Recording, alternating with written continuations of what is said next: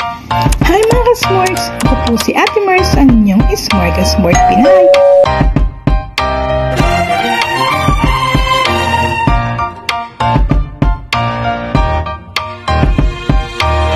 Hi mga ka-Smorts! Ayan, magbablog lang tayo guys dahil gusto kong i-share sa inyo itong mga scenario na ganito. At actually, matagal ko na rin itong gustong i-voice out dito sa social media kasi nga, ako po ay isang alalay dito sa kaharian ng Saudi Arabia, pero ako po ay nagkaroon ng pagkakataon na maging alalay din at makasama sa iba't ibang bansa ng aking amo. Kaya lang nakakalungkot kasi nga kapag akala nila kapag buhay alalay ay maraming pera. Pero hindi naman pong konti, pero hindi naman ibig sabihin ay maraming pera. So kapag ganyan na nakikita nilang nagbabiyahe ka, nagpo-post ka, akala nagyayabang ka, akala marami ka na talagang pera.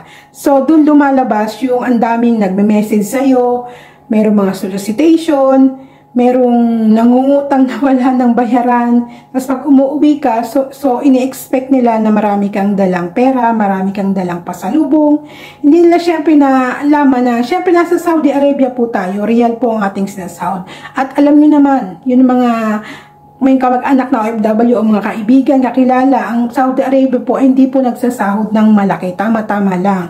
Mga pinakamababa pong sahod dyan ay umaabot po ng 20 mil. Katulad po sa amin, hindi naman po kalakihan, mababa lang. Pero dahil meron po akong mabait na amo, maayos po ang pakikitungo sa akin ng aking amo, kaya po tumatagal po ako dito. At syempre, nagkaroon na rin po ako ng pagkakataon na makapag punta-punta ng ibang bansa. Paminsan-minsan, hindi naman palagi. At sabi nga nila, meron naman daw binibigay. Oo po, meron po, pero hindi naman po ganun kalakihan. Kailangan po nating tipirin yun para meron po tayong maiuwi kapag tayo ay magbabakasyon o magpupurgod na. Siyempre, hindi naman panghabang panahon na nandito tayo sa Saudi Arabia. At hindi naman habang panahon ay ikaw ay isasama lagi ng amo. Siyempre, pag tumatanda na, mahirap nang magkikilos.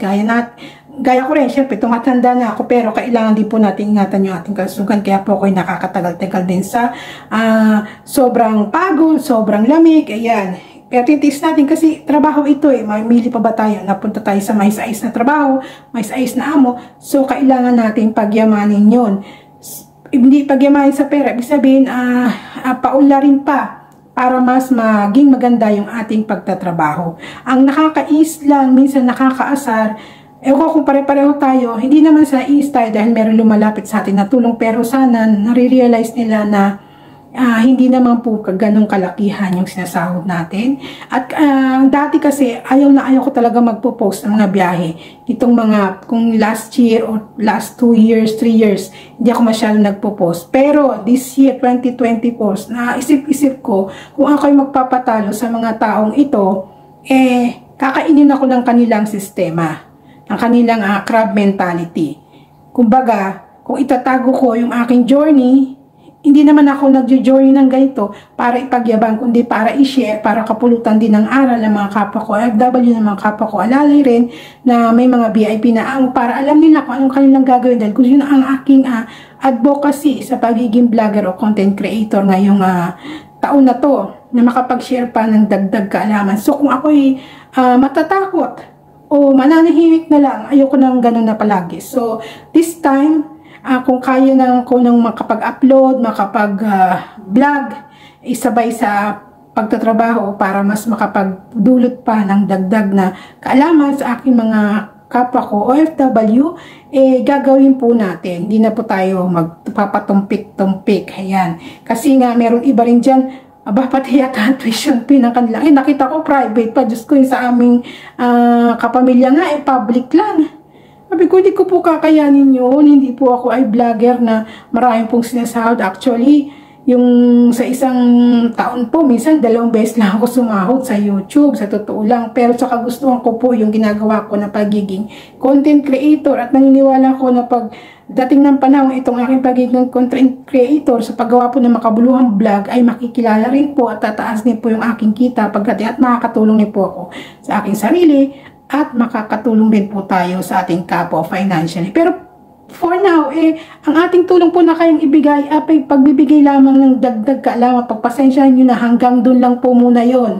Huwag nyo po munang mag-expect ng mas marami-rami. Marami nga pong mga malalaki pong viewers, malalaking subscriber, followers, ay hindi naman ibig sabihin ay malaki rin ang kanilang views. O kaya kahit malaking views ay malaki rin ang kita. Syempre, hindi po ganun yun. Yan. Enjoy na lang po natin ang ating pagbablog. At saka wag pong sasama ang loob kung hindi po kayo natutulungan, hindi po kayo nabibigyan ng inyong mga kamag-anak, kaibigan na OFW at mga content creator, lalo na kung maliit pa lang ang kanilang kinikita.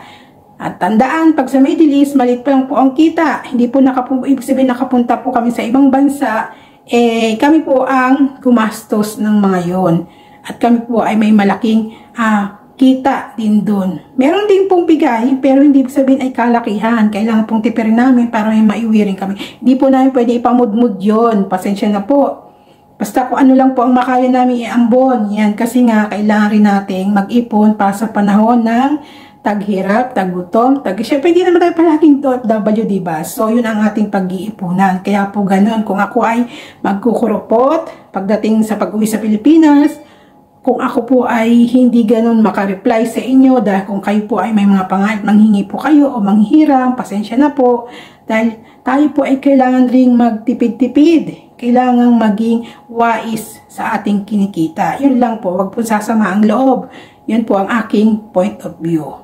Kung sa mga iba, nakikita nyo, gastos dito, gastos doon, ay, ako naman po ay hindi naman kuripot. Ako po ay galante rin. Pero sa tamang paraan, tamang tao lamang. So, yun lang mga kasmorgs. Maraming salamat. God bless everyone. See you on my next vlog. Bye-bye. Masalama. Syukran katir.